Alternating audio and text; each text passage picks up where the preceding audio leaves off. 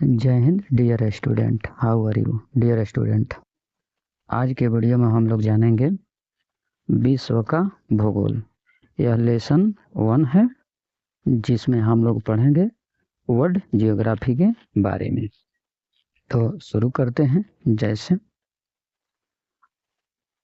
विश्व का भूगोल यानी वर्ल्ड जियोग्राफी। अब है विश्व का भूगोल एक परिचय।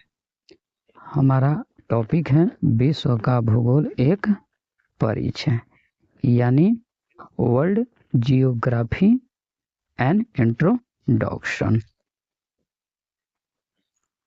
अब हम जानेंगे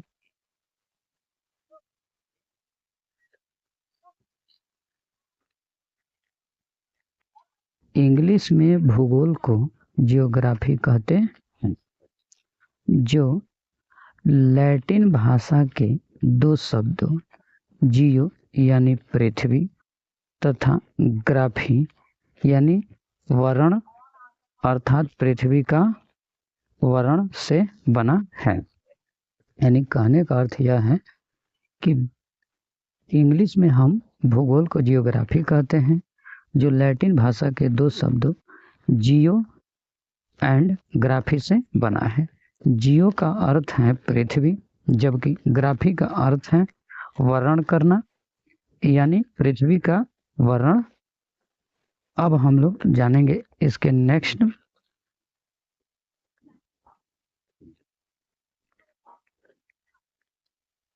जानेंगे सर्वप्रथम जियोग्राफी शब्द का प्रयोग यूनान के इरेटोस्थनीज 274 से 194 बीसी ने किया था। यानी जियोग्राफी का सबसे पहले जो प्रयोग किया उनका नाम था इरेटोस्थनीज, और इनका जीवन काल जो था वह था 274 और 194 बीसी यानी बिफोर क्राइस्ट। अब हम लोग नेक्स्ट जानेंगे प्रादेशिक भूगोल के तत्वों का क्रमबद्ध समावेश सर्वप्रथम हेकेटियस ने अपनी पुस्तक गेस पीरियड्स में किया। यह भी इम्पोर्टेंट है कि प्रादेशिक भूगोल के तत्वों का जो क्रमबद्ध समावेश किया था सबसे पहले, उनका क्या नाम था? हेकेटियस। अब है और उनके पुस्तक का क्या नाम था? तो उनके पुस्तक का नाम था गेस पीरियड्स।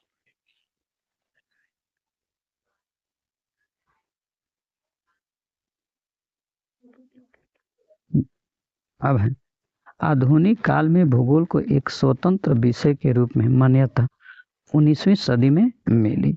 यानी आधुनिक काल में भूगोल को एक स्वतंत्र विषय के रूप में मान्यता प्राप्त हुआ। कब? 19वीं सदी में। 19वीं सदी में। अब है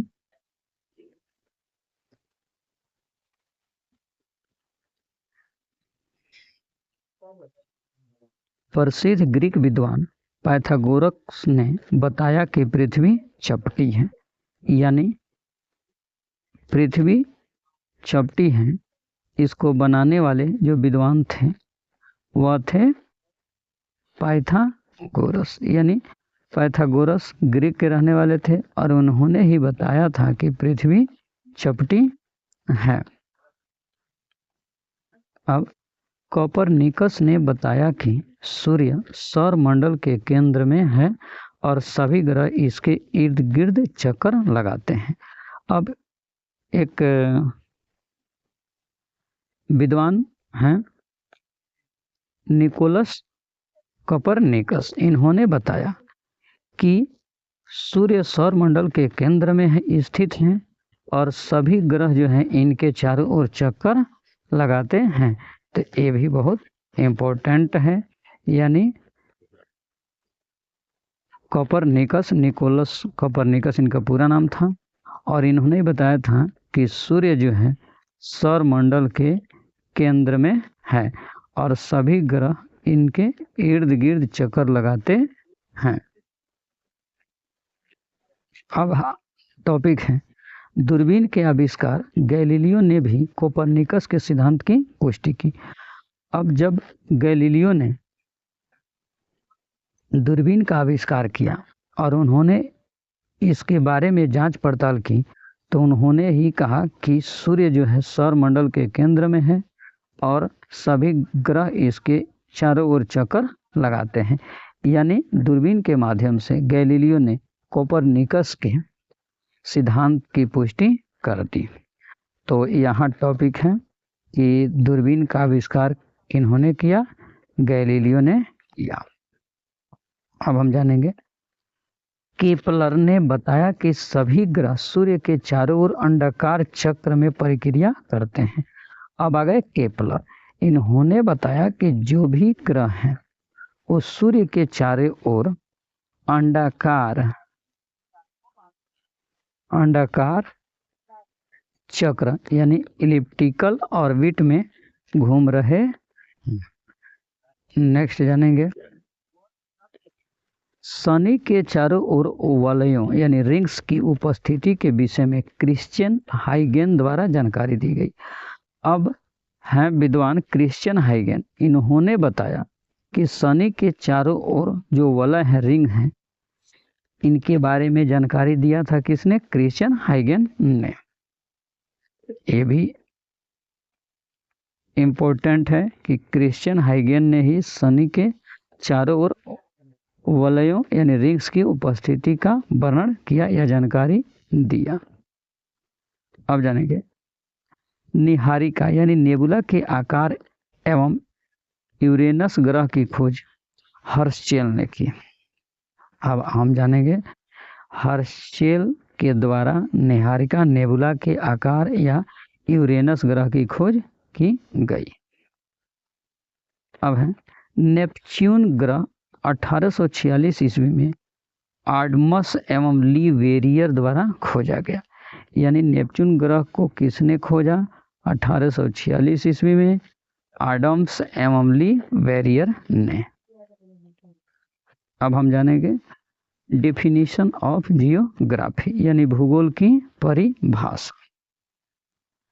अब नंबर 1 में हम जानेंगे क्लॉडियस टॉलमी के द्वारा।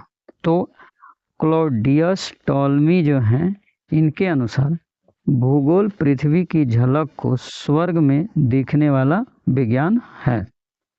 यानी भूगोल पृथ्वी की झलक को स्वर्ग में दिखने वाला विज्ञान है। किसने कहा?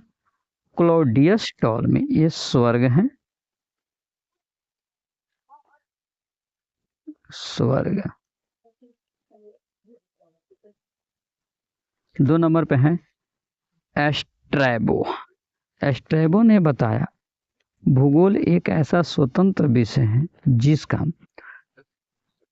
उद्देश्य लोगों को विश्व, आकाशीय पिंडों, स्थल, महासागरों, जीव जंतुओं, वनस्पतियों, फलों तथा धरातलों के क्षेत्रों में देखी जाने वाली प्रत्येक वस्तु का ज्ञान प्राप्त कराना है। यह कथन है किसका? एस्ट्रैबो का। यानी भूगोल एक ऐसा स्वतंत्र विषय है जिसका उद्देश्य लोगों को विश्व, आकाशीय पिंडों, स्थल, महासागरों, जीव जंतुओं, वनस्पतियों, फलों तथा धरातलों के क्षेत्रों में देखी जाने प्रत्येक वस्तु का ज्ञान प्राप्त कराना है। यानी जो विश्व है उसमें आकाशीय पिंडों, स्थल, महासागर, जीव जंतुओं, वनस्पतियों, फलों तथा धरातलों के क्षेत्र में देखी जाने वाली प्रत्येक वस्तु का ज्ञान कराना है, वही भूगोल है। ये किसने कहा? एस्ट्रैबो ने कहा। नेक्स्ट है कार्ल रिटर। इनके अनुसार भूगोल वह विज्ञान है जिसमें पृथ्वी को स्वतंत्र ग्रह के रूप में मान्यता देते हुए उसके समस्त लक्षणों, घटनाओं एवं उसके अंतः संबंधों का अध्ययन किया जाता है।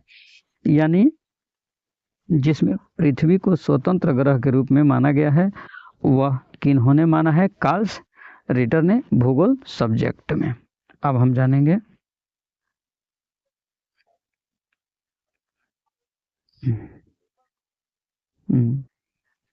यानी इनको याद रखना। एक बोलते हैं पृथ्वी स्वतंत्र ग्रह के रूप में है। अब है 4 नंबर पे आर्थर होम्स। आर्थर होम के अनुसार भूगोल में पृथ्वी के उस भाग का अध्ययन किया जाता है जो मानव के रहने का स्थल है। यानी आर्थर होम्स के द्वारा भूगोल में पृथ्वी के उस भाग का अध्ययन किया जाता है जो मानव के रहने का स्थल है। अब हम जानेंगे नेक्स्ट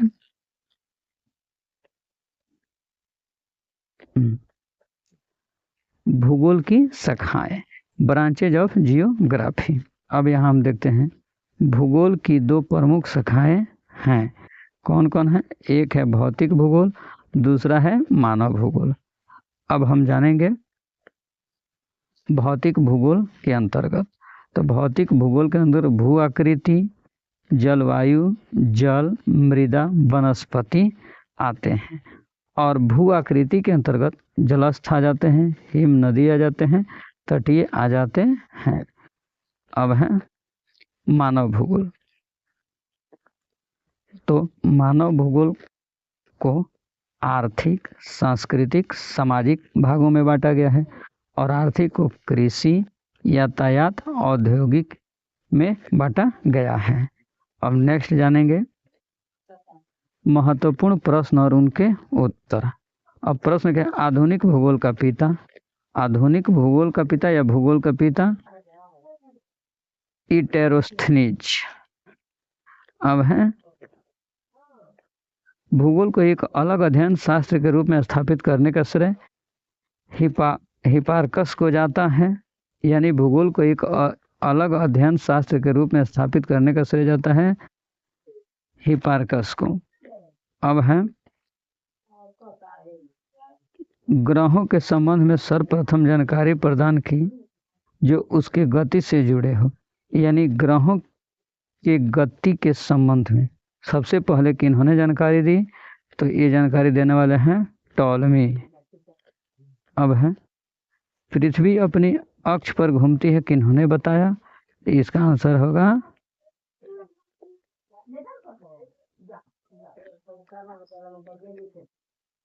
आर्यभट्ट ने।